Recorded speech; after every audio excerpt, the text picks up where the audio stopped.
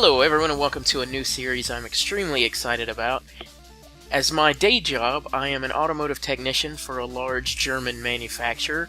I guess we don't need to go into details about that.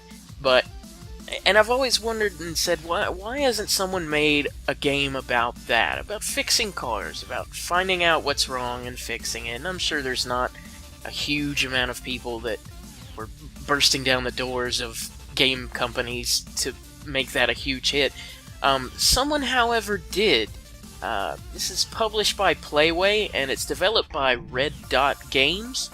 It's an extremely fun game. I've done the tutorial levels already. It's basic stuff. They show you how to put the lift in the air and turn the radio in the shop on, and then change brake pads in a car. But what this is it's Car Mechanic Simulator 2014. You get a repair order just like you would in a shop that has the customer's concern on it. You have to diagnose the vehicle and find out what's wrong. Then you repair the broken parts or purchase new parts online and then install those on the vehicle and move on to the next RO. And as you go along, you should be able to move up to bigger shops. You start out in a small one-bay type thing that's not very comely, I would say. Just a small little shop, but we'll go to begin here. Just jump right into it.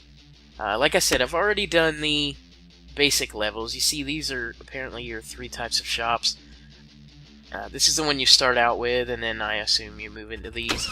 As I said, I've only done the one where you put the brake pads in the car. It's basic stuff, but I went ahead and did it because it just had so many tutorial pop-ups that just gets a little annoying. So here we are in the shop. It's free roam a little bit, so you can move around, and there's things you can interact with, things, turn the radio on and off. If you're draining the oil in a car, you can grab this and move it around and place it underneath the car if you need to. Not sure if there's anywhere you actually drain the oil. As I said, I haven't done very much at all.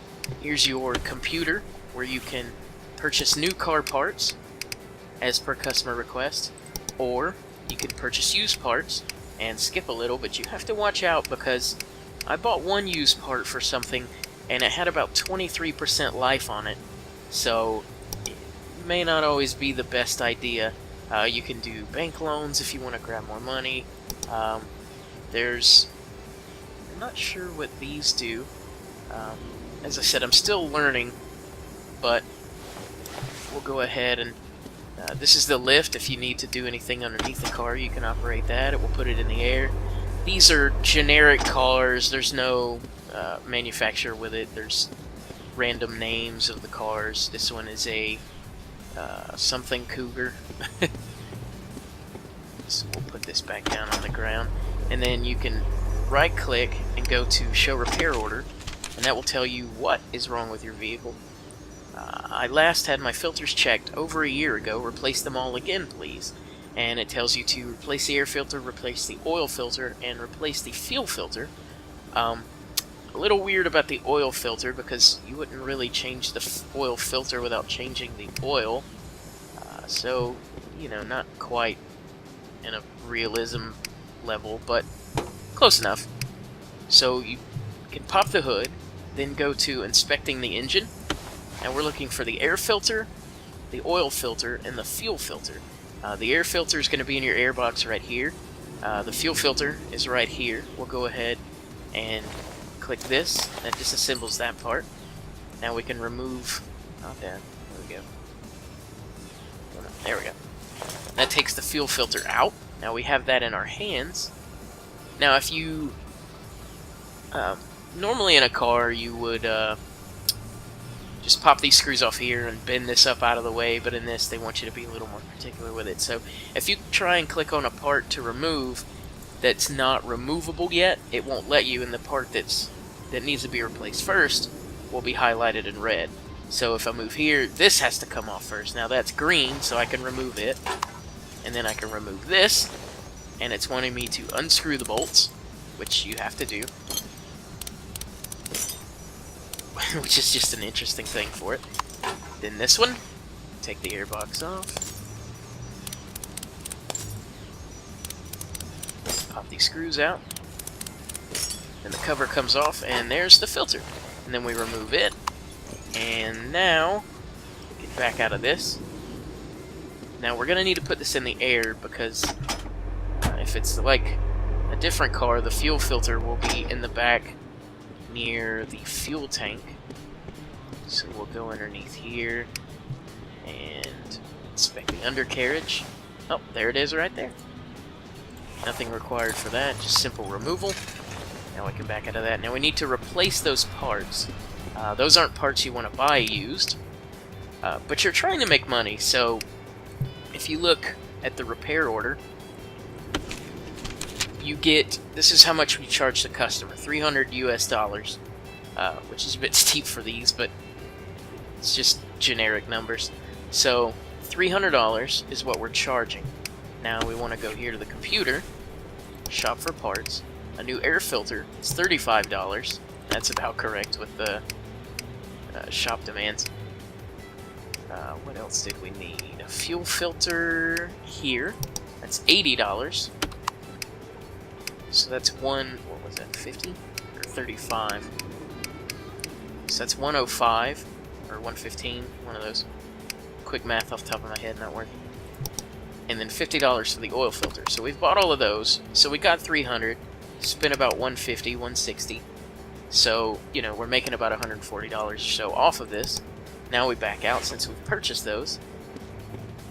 We'll start with the fuel filter since it's in the air. And then we have to right click and go to assemble, disassemble mode, and then switch it to assembly mode. And you can see the little ghost image of where it goes. It just lets you know that you can put that back in. So we install the new one. And we'll go back out of here.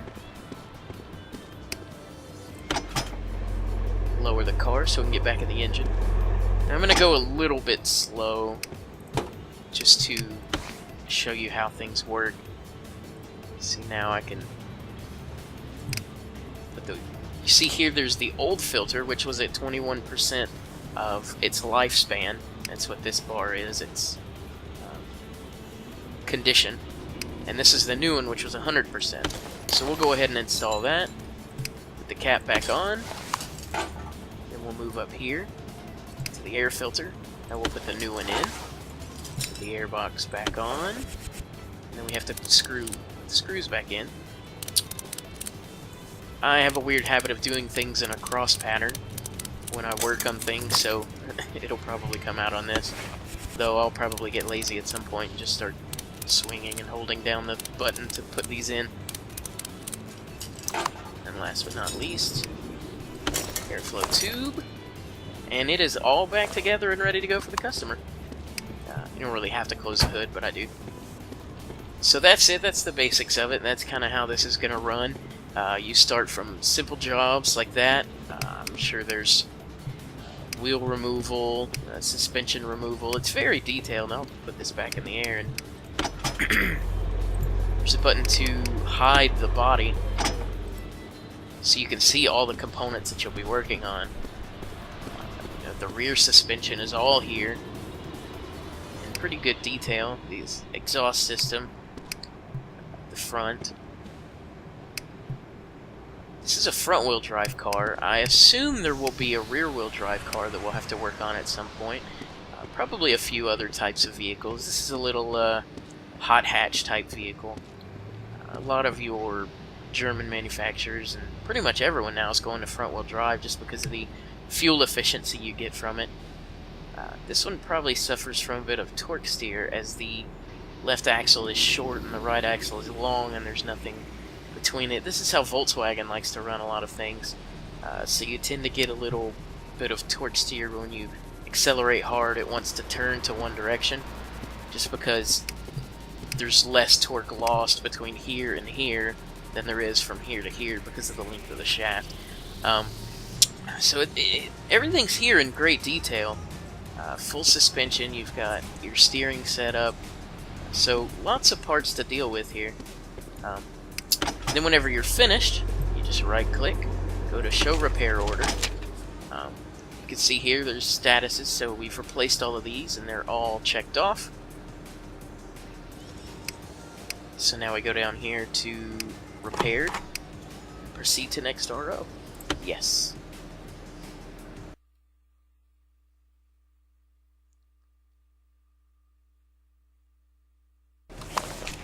Our next concern.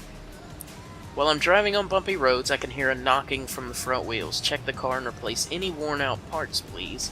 This is probably going to be suspension-related, and when they say something about, like, I'm driving on bumpy roads, or while I'm driving, you have to test drive the vehicle to verify the concern. So number one on the list is perform a test drive, and then worn out any replaced parts that we find. So we're going to do that. So the way to do that is you go to the door, left-click it, you want to drive the test track. And there's some small testing here. There's an acceleration test, where you just accelerate. Very basic controls, front, back, left, right. Oh, and I'm messing that up already. This way? No. There we go. I got a little lost. Good thing I don't autocross or anything. That would be bad. There's a braking test. You have to brake in that area there. In comes the slalom. Oh, look, there's arrows. That's helpful. Whoop. Cut back.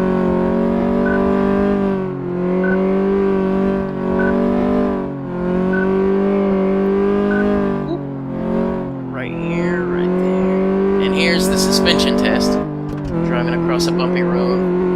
These are like checkpoints to show that you've done it. And use a brake in the end when you're finished. Or overshoot it a little bit like I did.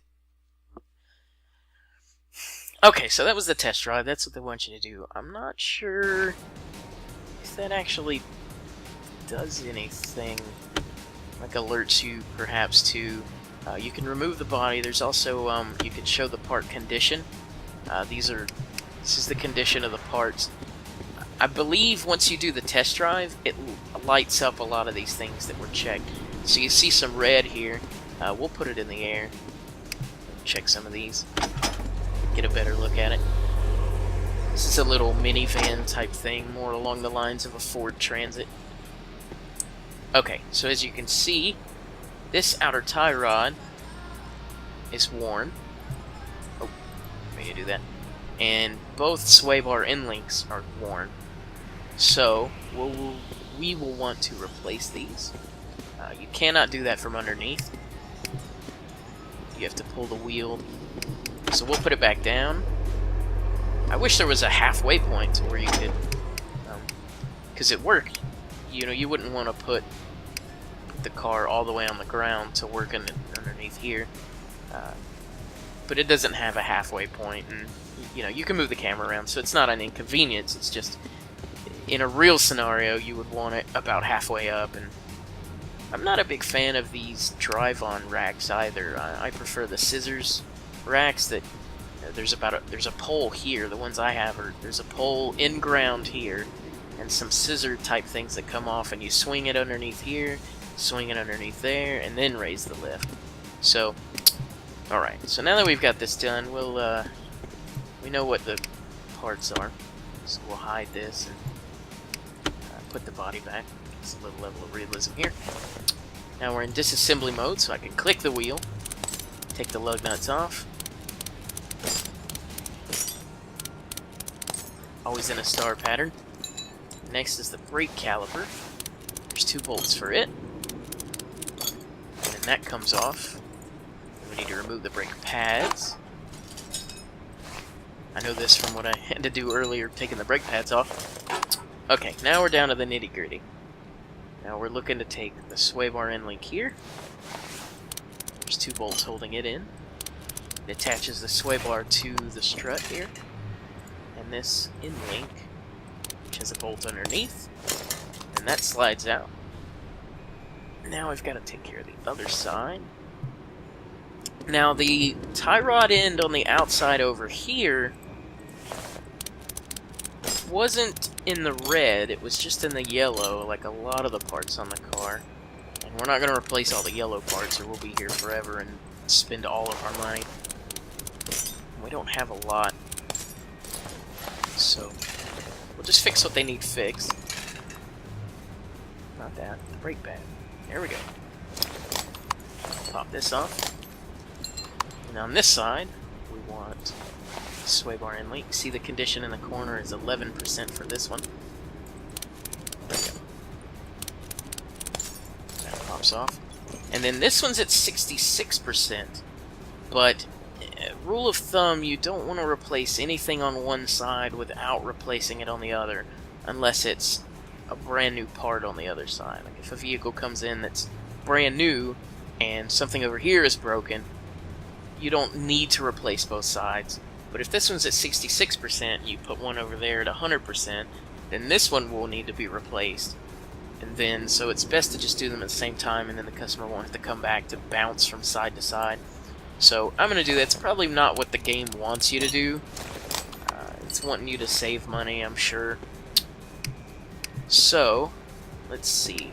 Let's check the RO first. We're charging the customer $300 to do this. That's not going to work out too well. You can already imagine that. So we're going to go here to car parts. Since they're suspension, we want to buy them brand new. Now we need outer tie rods. And there we go. $100 each. So if we buy two, that's $200, so we've only got $100 spare. Now we're looking for the sway bar end link. And they're $50 a piece, so that's $100. So, we've basically fixed this for the customer for free. There will be no labor charge in this because we charged them $300 and we spent $300 on parts. So, didn't make any money on this job, but I feel good about it. We'll right click and go to assembly mode. And we're going to put our brand new... Click it. We're going to put our brand new one in. I like the fact that you can see the difference between the new parts and the old parts. This one just doesn't want to cooperate. Just gotta find the sweet spot, I guess. There we go. You see everything else under here looks a little bit rusty and worn, and these are brand spanking new parts. So that's good, that's pretty interesting. I should probably finish up putting this side back together. Put their braking system back together. Brake pads, caliper. Bolt it back on, always important. And last but not least, the wheel.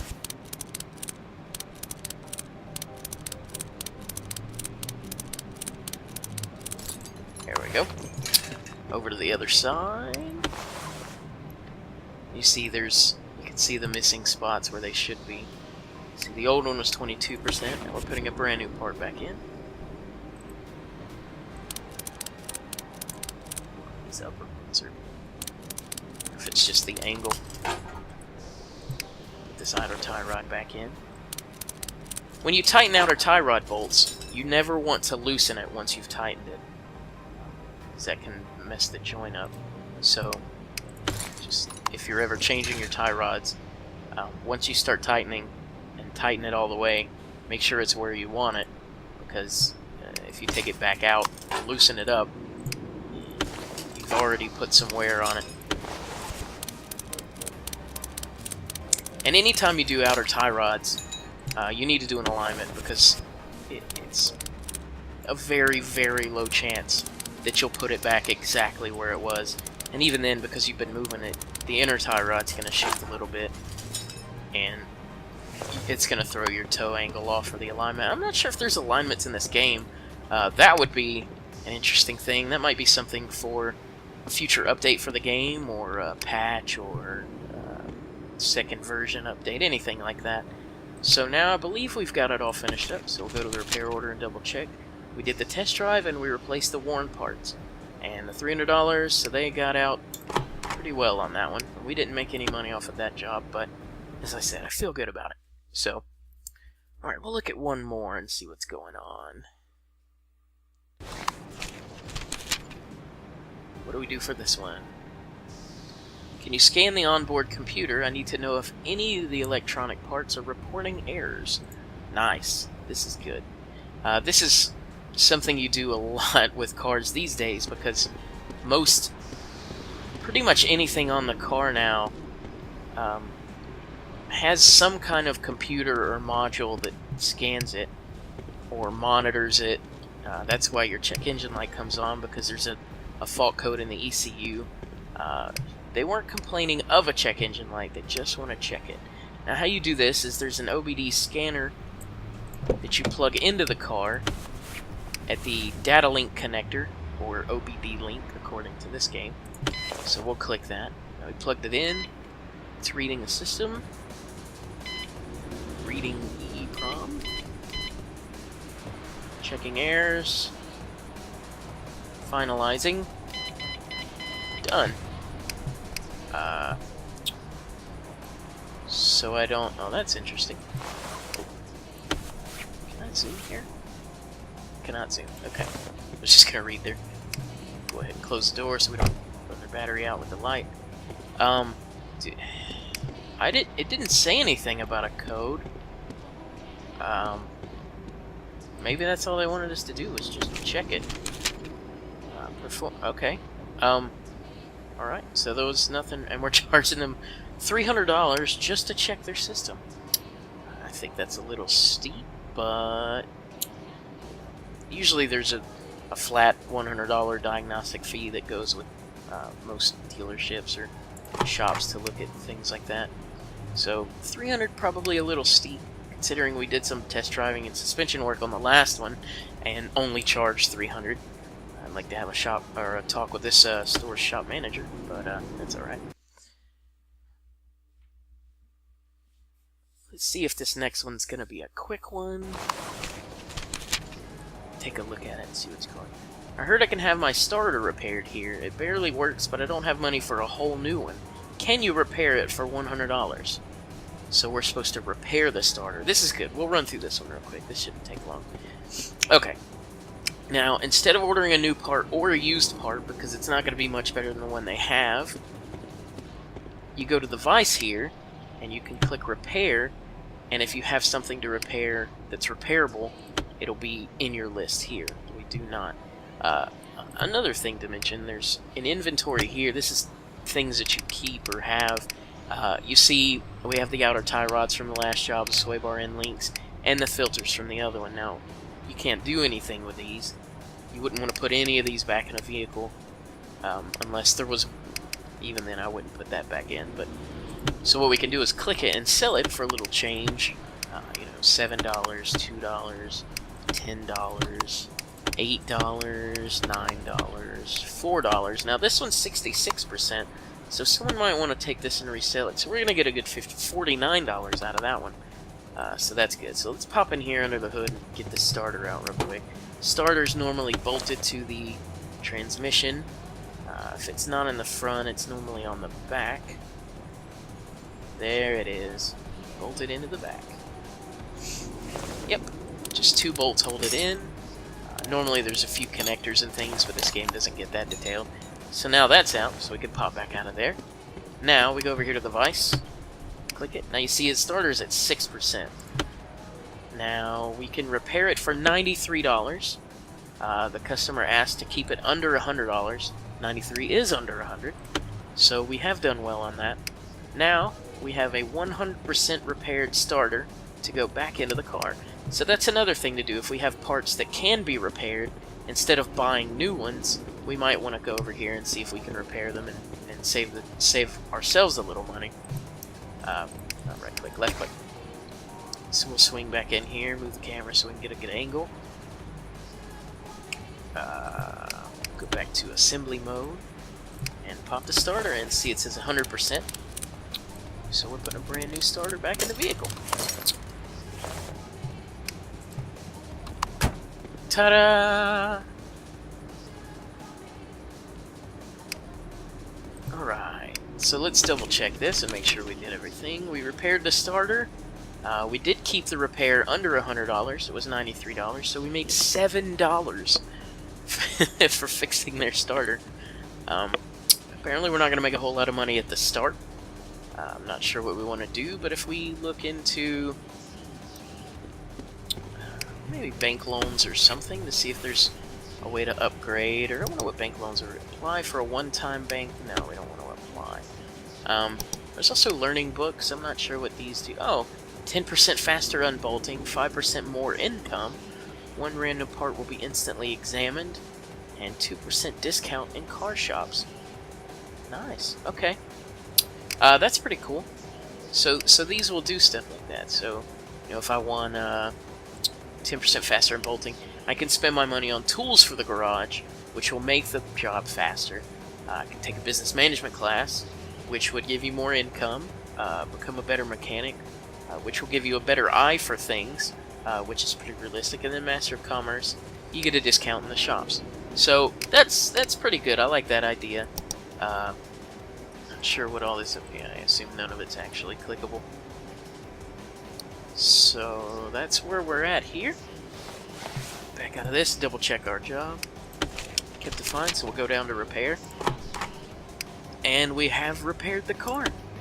So it's going to take us to the next screen and give us the next RO, so we'll get a sneak peek of what's going to be first in the next episode. But maybe it's a big job. Shifting gears is much harder than it should be. There is probably something wrong with the clutch. Well, that's a very knowledgeable customer. But it's a $1,000 job. We perform a test drive and replace damaged parts. So that's where we're going to halt it for today, guys. Good look at the start of this game. I would like to go through the whole thing. I have such a good time with this. As a mechanic, it's fun to do it for fun, I guess. I'm not sure. Working on my own car, not so much fun. But I could just sit here at a screen and click some bolts to remove them. It takes the hassle out of it. So you see Ason Cougar 2011 is the model of the car, the make and model. So generic cars, which is fine. We don't need anything specific, because then people could complain about, well, that's not actually how that car is, or they'll have to do research or pay money. And I like the cheapness of the game, so it works out well. If you like it, take a look at it. Car Mechanic Simulator 2014. Like I said, I want to do at least a few more episodes on this. I'd like to do the whole thing until I beat the game or unlock the third garage and get a good thing, and then take a look at... There's like a sandbox mode, it looks like, which may give you different things. I'm not sure. So we'll stop it here, and that'll be it for that. So thanks a lot for watching, and be sure to check out the next one.